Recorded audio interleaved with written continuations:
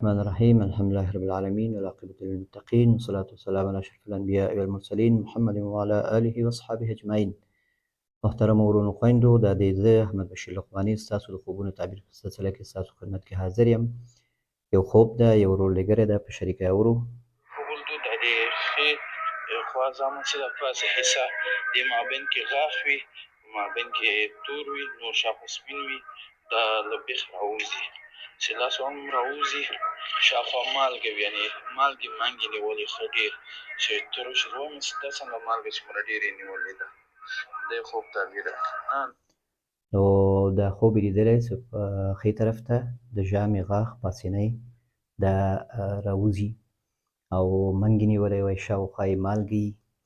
نو ما ترې پوښتنه یې وکړه چې که دا رښتیا ستا په واقعیت کې دا غاښ دې خراب وي او هغه ته تشویش یې، نو بیا خو تعبیر کېږي نه، دا ما تشویشي حدیث نفس خوب ده، د ستا سوچونه دي ستا په خوب کې کتلی.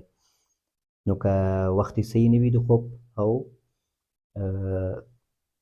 تشویش دې ورته وي، نو دا بیا خوب تعبیر کېږي نه. او که وخت یې صحیح وي او ستا تشویش ورته نه وي، غاښ دې ډک کړی وي، غاښ دې مشکل لري، خو دومره تشویش دې ورسره نه وي، دا خوب کتلی ته، نو بیا تعبیر کېدلی شي.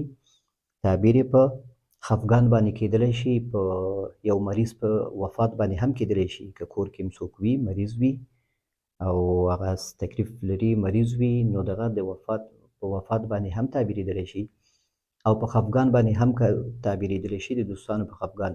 او دا مالګه دې څه کتلی ده، څه ته وایي شاوخوا یې بیا مالګې منګې نیولي، مالګه یې ترش غوندې یي، نو دا په دې باندې هم تعبیرېدلی شي چې ته لکه نمکي انسان یې او خندرو یې او هر چا سره ډېر ښه کوې او هر چا سره ډېر نرمي کوې. نو د دې نه کېدی سي یو کس داسې خفګان ته خبره ورسېږي، ستا د نرمي په وجه باندې ستا نرمي کړي او هغه نه بده استفاده وکړي او خفګان ته خبره ورسېږي، په دې باندې هم تعبیرېدلی شي. والله تعالی اعلم.